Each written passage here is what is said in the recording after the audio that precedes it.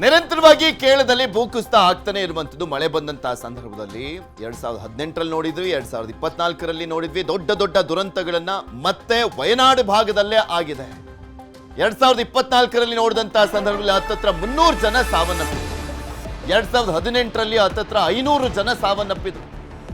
ಈಗ ಮತ್ತೊಮ್ಮೆ ಅದೇ ರೀತಿಯಾದಂತಹ ಘಟನೆಯನ್ನ ನೆನಪಿಸುವಂತಹ ಭೂಕುಸಿತ ಇದೆ. ದೇವರ ನಾಡಿನಲ್ಲಿ ಜವರಾಯನ ಅಟ್ಟಹಾಸ, ಜಲಪ್ರಳಯಕ್ಕೆ ನಡಗಿದೆ ಕೇರಳದ ವಯನಾಡು ಸ್ಪೆಷಲಿ 5 ಸಾವನ್ನಪ್ಪಿದ್ದಾರೆ. 9ಕ್ಕೂ ಅಧಿಕ ಮಂದಿ ನಾಪತ್ತೆ ಆಗಿದ್ದಾರೆ. ಮೃತ್ಯು ಕೂಪವಾದ ಸುರಂಗ ಮಾರ್ಗದ ಕಾಮಗಾರಿ ವೇಳೆನೆ ಈ ಅವಘಡ ಸಂಭವಿಸಿರುವಂತದ್ದು. ಮಣ್ಣಿನಡಿ ಹೂತು ಹೋದಂತ ಕಾರ್ಮಿಕರಿಗಾಗಿ ಶೋಧವನ್ನ ಮಾಡಲಾಗ್ತಾ ಇದೆ. ಕಲ್ಲಾಡಿಯಲ್ಲಿ ಸೇತುವೆ, ಬಸ್ ನಿಲ್ದಾಣ ನೆಲಸಮ ಆಗಿದೆ. ಗುಡ್ಡದ ಕೆಳಗಿನ ಹಲವು ಕಟ್ಟಡಗಳು ಮಣ್ಣು ಪಾಲಾಗಿದೆ. ಕಾರ್ಯಾಚರಣೆಗೆ ಅಡ್ಡಿಯಾಗ್ತಾ ಇರುವಂಥದ್ದು ಮಳೆ. ಸ್ಪೆಷಲಿ ಅಲ್ಲಿ ಒಂದು 2-3 ದಿನಗಳಿಂದ ಕಾರ್ಯಾಚರಣೆಯನ್ನ ಕೂಡ ಮಾಡ್ತಾ ಇರಲಿಲ್ಲ, ಬಿಕಾಸ್ ಮಳೆ ಆಗ್ತಾ ಇದ್ದಂಥ ಹಿನ್ನೆಲೆಯಲ್ಲಿ.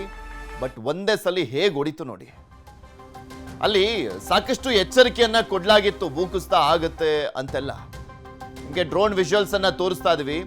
ಸುರಂಗ ಎಲ್ಲಿ ಮಾಡ್ಲಾಗ್ತಾ ಇತ್ತು, ದುರಂತ ಎಲ್ಲಿ ನಡೆದಿರುವಂಥದ್ದು, ಭೂಕುಸಿತ ಹೇಗಾಯ್ತು ಅದನ್ನು ಗಮನಿಸ್ಬೋದು ನೀವು. ಜಸ್ಟ್ 2 ವರ್ಷದ ಹಿಂದೆ ಇಲ್ಲಿಂದನೇ ಒಂದು 4-5 ಕಿಲೋಮೀಟರ್ ದೂರ ಇದ್ದಂತಹ ವಯನಾಡಿನ ಚೋರಲ್ಮಲ, ಅಲ್ಲಿ ಘಟನೆ ಸಂಭವಿಸಿದಂತಹ ಸಂದರ್ಭದಲ್ಲಿ 300 ಜನ ಸಾವನ್ನಪ್ಪಿದ್ರು. ಆ ಸಂದರ್ಭದಿಂದಲೂ ಎಚ್ಚರಿಕೆಯನ್ನು ವಹಿಸಲಾಗ್ತಾ ಇದೆ ಅಂತಾನೆ ಹೇಳಲಾಗ್ತಾ ಇತ್ತು. ಆದ್ರೆ ಈ ಸುರಂಗ ಮಾರ್ಗ ಮಾಡ್ಲಾಗ್ತಾ ಇದೆಯಲ್ಲ, 2200 ಕೋಟಿ ವೆಚ್ಚದಲ್ಲಿ ಮಾಡ್ಲಾಗ್ತಾ ಇದ್ದಂತ 2 ಪಥದ ಸುರಂಗ ಮಾರ್ಗ, ಅದು ಎಂತ ಅನಾಹುತವನ್ನ ತಂದಿಟ್ಟಿದೆ ನೋಡಿ. 9 ಜನ ಕಣ್ಮರೆಯಾಗಿದ್ದಾರೆ. ಅವರನ್ನ ಹುಡುಕುವಂತ ಕೆಲಸ ಆಗ್ತಾ ಇದೆ. ಭೂಕುಸಿತದಲ್ಲಿ ಮಣ್ಣಿನಡಿ ಸಿಕ್ಕಾಕೊಂಡ್ಬಿಟ್ಟಿದ್ದಾರೆ. 5 ಜನ ಸಾವನ್ನಪ್ಪಿದ್ದಾರೆ. ಇನ್ನು ವಯನಾಡಿನಲ್ಲಿ ಕಲ್ಲಾಡಿಯಲ್ಲಿ ಭೂಕುಸಿತ ಪ್ರಕರಣಕ್ಕೆ ಸಂಬಂಧಪಟ್ಟಂತೆ ಜೂನ್ 20ರಂದೇ ಭೂಕುಸಿತದ ಎಚ್ಚರಿಕೆಯನ್ನ ನೀಡಿದ್ರಂತೆ ಡಿಸಿ. ಜೂನ್ 20ನೇ ತಾರೀಕು, ಒಂದು ತಿಂಗಳ ಹಿಂದೆನೆ ಎಚ್ಚರಿಕೆಯನ್ನ ಕೊಟ್ಟಿದ್ದಾರೆ. ಒಂದು 15 ದಿನದ ಹಿಂದೆ ಡಿಸಿ ಮೇಘಶ್ರೀಯಿಂದ ಸಂಬಂಧಪಟ್ಟಂತ ಇಲಾಖೆಗೆ ಪತ್ರವನ್ನ ಬರೆಯಲಾಗಿತ್ತು. ಗುಡ್ಡದ ಮೇಲೆ ಅತಿಯಾಗಿ ಮಣ್ಣು ಶೇಖರಣೆ ಆಗಿದೆ, ಭೂಕುಸಿತ ಸಾಧ್ಯತೆ ಅಂತ ಪತ್ರವನ್ನ ಬರೆದಿದ್ರಂತೆ ಡಿಸಿ. ಮಣ್ಣು ತೆರವಿಗೆ ಸೂಚನೆಯನ್ನ ಕೊಟ್ಟಿದ್ರು ವಯನಾಡಿನ ಡಿಸಿ ಮೇಘಶ್ರೀ ಅವರು. ಆದರೂ ಕೂಡ ಅದನ್ನು ಕಿವಿಗೆ ಹಾಕೊಂಡಿಲ್ಲ. KRCL ಹಾಗೂ ದಿಲೀಪ್ ಬಿಲ್ಡ್ ಕಾನ್ ಸಂಸ್ಥೆಗೆ ಪತ್ರವನ್ನ ಬರೆಯಲಾಗಿತ್ತು. ಆದ್ರೂ ನಿರ್ಲಕ್ಷ್ಯ. ಇವತ್ತು 5 ಬಲಿಯಾಗಿದೆ. ಇನ್ನು 9 ಜನ ನಾಪತ್ತೆ ಆಗಿದ್ದಾರೆ. ಅವ್ರ ಪರಿಸ್ಥಿತಿ ಏನೇನಾಗಿದೆಯೋ ಗೊತ್ತಿಲ್ಲ. ಗುತ್ತಿಗೆ ಸಂಸ್ಥೆಗೆ ಪತ್ರವನ್ನ ಬರೆಯಲಾಗಿತ್ತು, KRCLಗೆ ಪತ್ರವನ್ನ ಬರೆಯಲಾಗಿತ್ತು. ವಯನಾಡು ಡಿಸಿ ಎಚ್ಚರಿಕೆ ಪತ್ರದ ಪ್ರತಿ ನ್ಯೂಸ್ 18ಗೆ ಲಭ್ಯವಾಗಿದೆ.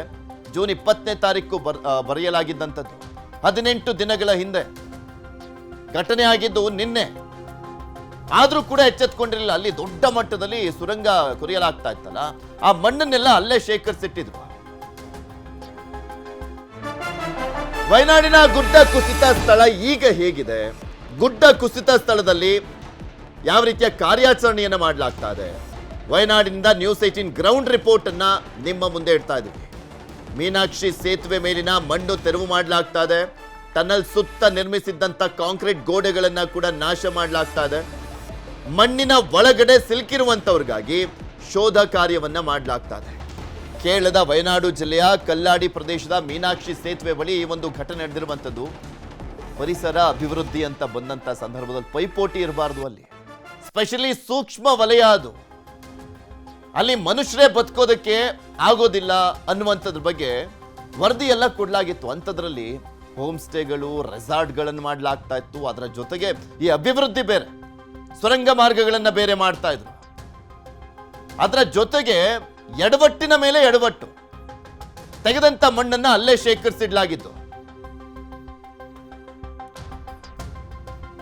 ಆ ಘಟನೆ ನಡೆದ ಸ್ಥಳದಿಂದಲೇ ನೇರ ಸಂಪರ್ಕದಲ್ಲಿ ಜಾಯಿನ್ ಆಗಿದ್ದಾರೆ ನಮ್ಮ ಪ್ರತಿನಿಧಿ ಆನಂದ್. ನಿನ್ನೆ ದುರಂತ ಸಂಭವಿಸಿರುವಂಥದ್ದು, ಈಗ ಪರಿಸ್ಥಿತಿ ಹೇಗಿದೆ, ಮಳೆ ಯಾವ ರೀತಿಯಾಗಿ ಬರ್ತಾ ಇರುವಂಥದ್ದು, ಅಲ್ಲಿ ರಕ್ಷಣಾ ಕಾರ್ಯಾಚರಣೆ ಹೇಗೆ ನಡೀತಾ ಇದೆ? ಪೃಥ್ವಿ, ವಯನಾಡಿನ ಕಲ್ಲಾಡಿಯ ಬಳಿ ನಿನ್ನೆ ಏನು ದುರಂತ ನಡೆದಿದೆ ಗುಡ್ಡ ಕುಸಿತದಿಂದ. ಸದ್ಯ ನಾನೀಗ ಅದೇ ಸ್ಥಳದಲ್ಲಿದ್ದೇನೆ. 2ನೇ ದಿನದ ಕಾರ್ಯಾಚರಣೆ ಸದ್ಯ ಭರದಿಂದ ಸಾಗಿರುವಂಥದ್ದು. ಆದರೆ ಬೆಳಿಗ್ಗೆಯಿಂದಲೂ ಕೂಡ ಮಳೆ ಹಾಗೂ ಮಂಜು ಕಾರ್ಯಾಚರಣೆಗೆ ಅಡ್ಡಿಯನ್ನು ಪಡಿಸ್ತಾ ಇರುವಂಥ ದೃಶ್ಯದಲ್ಲಿ ಗಮನಿಸ್ತಾ ಇದ್ದೀರಾ.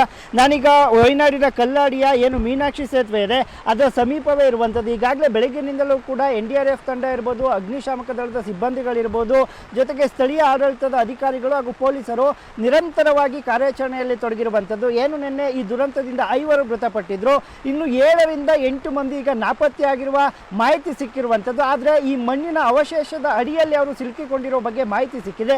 ಸದ್ಯ ಸ್ಥಳಕ್ಕೆ ಏನು ಇಲ್ಲಿನ ಜಿಲ್ಲಾಧಿಕಾರಿಗಳಾದಂಥ ಮೇಘಶ್ರೀ ಅವರು ಭೇಟಿಯನ್ನು ಕೊಟ್ಟಿದ್ದಾರೆ. ಅಲ್ಲದೆ ಎಲ್ಲನೂ ಕೂಡ ವೀಕ್ಷಣೆಯನ್ನು ಮಾಡ್ತಿದ್ದಾರೆ. ಅದು ಇಲ್ಲಿಗೆ ಪ್ರಮುಖವಾಗಿ ಈ ಗುಡ್ಡ ಕುಸಿತಕ್ಕೆ ಕಾರಣ ಏನು ಅಂತ ನೋಡೋದಾದ್ರೆ, ಏನು 2 ಪಥದ ಟನಲ್ ಅನ್ನೋ ಸುರಂಗ ಮಾರ್ಗವನ್ನು ಮಾಡ್ತಾ ಇದ್ರು. ಇದೇ ಇಲ್ಲಿ ಪ್ರಮುಖವಾಗಿ ಅದನ್ನು ಅಂದರೆ ಬಂಡೆಗಳನ್ನು ಬ್ಲಾಸ್ಟ್ ಮಾಡಲಾಗಿತ್ತು, ಇಲ್ಲಿ ಮಣ್ಣನ್ನು ತೆಗೆಯಲಾಗಿತ್ತು, ಆ ಮಣ್ಣನ್ನು ಇಲ್ಲೇ ಶೇಖರಣೆ ಮಾಡಲಿಡಲಾಗಿತ್ತು. ಆ ಕಾರಣಕ್ಕಾಗಿಯೇ ಮಣ್ಣಿನ ಒತ್ತಡದಿಂದ ಗುಡ್ಡ ಬಂಡೆಗಳು ಕುಸಿದು ಈ ದುರಂತ ಸಂಭವಿಸಿದೆ ಅಂತ ಪ್ರಾಥಮಿಕ ಮಾಹಿತಿಗಳು ಲಭ್ಯ ಆಗ್ತಾ ಇರುವಂಥದ್ದು. ಅಲ್ಲದೆ ಸುಮಾರು ಈ ದುರಂತದಿಂದ 5 ಮೃತಪಟ್ಟಿದ್ರು, 7-8 ಮಂದಿ ಕಾಣ್ತಾ ಇಲ್ಲ. ಅದೃಷ್ಟವಶಾತ್ ಈ ಮೀನಾಕ್ಷಿ ಸೇತುವೆ ಏನಿದೆ ಇದರ ಪಕ್ಕದಲ್ಲೇ ಸುಮಾರು 30ರಿಂದ 40 ಸ್ಥಳೀಯರ ಮನೆಗಳಿರುವಂಥದ್ದು. ಅಲ್ಲಿಯೇ ತನಕ ಮಣ್ಣು ಬಂದಿಲ್ಲ. ಆದರೆ ಗುಡ್ಡ ಕುಸಿದ ಪರಿಣಾಮ 2 ಮನೆಗೆ ಸಂಪೂರ್ಣವಾಗಿ ಮಣ್ಣು ನುಗ್ಗಿರುವಂಥದ್ದು. ಆದರೆ ಅದೃಷ್ಟವಶಾತ್ ಏನಾಗಿದೆ ಅಂತಂದರೆ 2 ಮನೆಗಳಲ್ಲೂ ಕೂಡ ಯಾರೂ ಸ್ಥಳೀಯರು ಇರಲಿಲ್ಲ. ಹೊರಗಡೆ ಹೋಗಿದ್ರ ಪರಿಣಾಮವಾಗಿ ಅವರಿಗೆ ಯಾವುದೇ ತರಹದ ಜೀವಹಾನಿ ಆಗಿಲ್ಲ. ಆದರೆ ಸ್ಥಳಕ್ಕೆ ಇಂದು ಏನು 2ನೇ ದಿನದ ಕಾರ್ಯಾಚರಣೆ ಭರದಿಂದ ಸಾಗಿದೆ. ಮಳೆ ಸಾಕಷ್ಟು ಅಡ್ಡಿಯನ್ನು ಪಡಿಸ್ತಾ ಇರುವಂಥದ್ದು. ಈಗಾಗಲೇ ಏನು ಕೇರಳದ CM ಸತೀಶನ್ ಅವರು ಕೂಡ ಸ್ಥಳಕ್ಕೆ ಭೇಟಿಯನ್ನು ಕೊಡಲಿದ್ದಾರೆ ಎನ್ನುವಂಥ ಮಾಹಿತಿ ಸಿಕ್ಕಿರುವಂಥದ್ದು. ಸದ್ಯ ಈಗಾಗಲೇ ಏನು 7ರಿಂದ 8 ಮಂದಿ ಮಣ್ಣಿನ ಅವಶೇಷದ ಅಡಿಯಲ್ಲಿ ಸಿಲುಕಿದ್ದಾರೆ. ಅವರ ಶೋಧಕ್ಕಾಗಿ ಕಾರ್ಯಾಚರಣೆ ಮುಂದುವರೆದಿದೆ. ಆದರೆ ಮಳೆಯಿಂದ ಸಾಕಷ್ಟು ಕಾರ್ಯಾಚರಣೆಯನ್ನು ಮಾಡಲಾಗ್ತಿಲ್ಲ. ಇನ್ನು ಹೆಚ್ಚುವರಿ ಸಿಬ್ಬಂದಿಗಳನ್ನ ನಿಯೋಜಿಸುವ ಕುರಿತಾಗಿಯೂ ಕೂಡ ಚರ್ಚೆಗಳು ನಡೀತಾ ಇರುವಂಥದ್ದು. ಅಲ್ಲದೆ ಸ್ಥಳದಲ್ಲಿ ಸುಮಾರು 10ಕ್ಕೂ ಹೆಚ್ಚು JCPಗಳು, ಹಿಟಾಚಿಗಳು, ಆಂಬುಲೆನ್ಸ್ ಎಲ್ಲವೂ ಇರುವಂಥದ್ದು. ಏನು ಈ ದುರಂತಕ್ಕೆ ಮಾನವ ನಿರ್ಮಿತ ದುರಂತನೇ ಅಂತಲೇ ಹೇಳ್ಬೋದು. ಯಾಕಂತ ಹೇಳಿದ್ರೆ ಇಲ್ಲಿ ಸಚಿವರು ನೇರವಾಗಿ ಆರೋಪವನ್ನು ಮಾಡ್ತಾ ಇದ್ದಾರೆ, ಇದು ಮಾನವ ನಿರ್ಮಿತ. ಈ ಬಗ್ಗೆ ಸಾಕಷ್ಟು ಅಂದರೆ ಮುಂಚೆನೇ ಅಲರ್ಟನ್ನು ಕೊಡಲಾಗಿತ್ತು.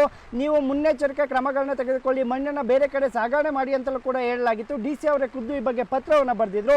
ಆದರೆ ಗುತ್ತಿಗೆದಾರ ಇದನ್ನು ನಿರ್ಲಕ್ಷ್ಯ ಮಾಡಿದರ ಪರಿಣಾಮವಾಗಿ ಈ ದುರಂತ ಸಂಭವಿಸಿದೆ ಅನ್ನುವಂಥದ್ದು ಇಲ್ಲಿನ ಸಚಿವರ ಆರೋಪವಾಗಿರುವಂಥದ್ದು. ಪೃಥ್ವಿ, ಕಳೆದ ಬಾರಿನೂ ಕೂಡ ಅಲ್ಲಿಂದ ಜಸ್ಟ್ 5 ಕಿಲೋಮೀಟರ್ ದೂರದಲ್ಲಿ ಚೂರನ್ಮಲ ಅಂತ ಏನಿದೆ ಅಲ್ಲಿ ಸುಮಾರು 300 ಜನ ಸಾವನ್ನಪ್ಪಿಟ್ಟಿದ್ರು ಈ ಒಂದು ಭೂಕುಸಿತದಿಂದಾಗಿ. ಮತ್ತೊಮ್ಮೆ ಅದೇ ರೀತಿಯಾಗಿ ದುರಂತ ಮೇಲಿಂದ ಮೇಲೆ ಎಡವಟ್ಟನ್ನ ಮಾಡಲಾಗ್ತದೆ. ಅಲ್ಲಿರುವಂತ ಜನರನ್ನ ಏನಾದರೂ ಖಾಲಿ ಮಾಡಿಸಲಾಗ್ತದೆಯಾ, ಮತ್ತೊಮ್ಮೆ ಏನಾದರೂ ಈ ರೀತಿಯಾಗಿ ಆಗಬಹುದು ಅನ್ನುವಂಥ ನಿಟ್ಟಿನಲ್ಲಿ ಮತ್ತೆ ಇವತ್ತು ಮುಖ್ಯಮಂತ್ರಿಗಳು ಆ ಒಂದು ಸ್ಪಾಟಿಗೆ ಹೋಗುವಂತ ಚಾನ್ಸಸ್ ಇದೆ ಅಂತ ಹೇಳಲಾಗ್ತಾ ಇತ್ತು. ಬಿಕಾಸ್ ಸ್ಪೆಷಲಿ ಅವರ ಅಧಿನಾಯಕಿ ಪ್ರಿಯಾಂಕಾ ಗಾಂಧಿ ವಾದ್ರಾ ಅವರ ಕ್ಷೇತ್ರ ಬೇರೆ, ಅವರು ಕೂಡ ಏನಾದರೂ ಬರುವಂತ ಚಾನ್ಸಸ್ ಇದೆಯಾ, ವಿಸಿಟ್ ಮಾಡ್ಬೋದಾ? ಪೃಥ್ವಿ, ನಿಜಕ್ಕೂ ಕೂಡ ಯಾಕಂತ ಹೇಳಿದ್ರೆ ಕಳೆದ ಬಾರಿ ಜುಲೈ 2024-30ರಂದು ಚೂರಲ್ಮಾಲ, ಅಟ್ಟಮಾಲ ಹಾಗೂ ಮುಂಡಕೈ ಏನು ಗ್ರಾಮಗಳಿದ್ದು ಅವೆಲ್ಲ ಸಂಪೂರ್ಣವಾಗಿ ಕೊಚ್ಚಿ ಹೋಗಿದ್ದಂಥದ್ದು. ಊರೇ ರಾತ್ರಿ ಮಲಗಿದ್ದಂಥವ್ರು ಬೆಳಗ್ಗೆ ಎದ್ದೇಳೇ ಇಲ್ಲ. ಸುಮಾರು 300ಕ್ಕೂ ಹೆಚ್ಚು ಮಂದಿ ಸಾವನ್ನಪ್ಪಿದ್ರೆ 600ಕ್ಕೂ ಹೆಚ್ಚು ಮಂದಿ ನಾಪತ್ತೆ ಆಗಿದ್ರು. ಅವ್ರನ್ನ ಹುಡುಕುವಂಥ ಕೆಲಸಕ್ಕೂ ಕೂಡ ಮುಂದಾಗಿದ್ರು. ಸಣ್ಣ ಪುಟ್ಟ ಏಟುಗಳಾಗಿದ್ರು. ಸುಮಾರು 40ರಿಂದ 50 ಮಂದಿ ಪತ್ತೆನೇ ಆಗಲಿಲ್ಲ. ಅಂಥದ್ರಲ್ಲಿ ಅದರಿಂದ ಕೇವಲ 4 ಕಿಲೋಮೀಟರ್ ದೂರದಲ್ಲಿರುವಂಥದ್ದು ಈ ಏನು ಕಲ್ಲಾಡಿ ಅನ್ನುವಂಥ ಈ ಘಟನೆ ಆಗಿರುವಂಥ ಜಾಗ. ಇಲ್ಲೂ ಸಹ ಸದ್ಯಕ್ಕೆ ಸುತ್ತಮುತ್ತಲಿನ ಮನೆಗಳೇನಿದೆ ಇಲ್ಲಿ ಸ್ಥಳೀಯರನ್ನ ಖಾಲಿ ಮಾಡಿಸಲಾಗಿದೆ.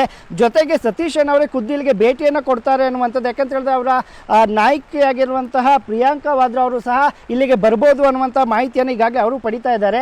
ಅವ್ರಿಗೂ ಕೂಡ ಬನ್ನಿ ಅಂತ ಇಲ್ಲ ಸ್ಥಳೀಯ ನಾಯಕರು ಹೇಳಿದ್ದಾರೆ ಅನ್ನುವಂಥ ಮಾಹಿತಿಯೂ ಸಹ ಸಿಕ್ಕಿರುವಂಥದ್ದು.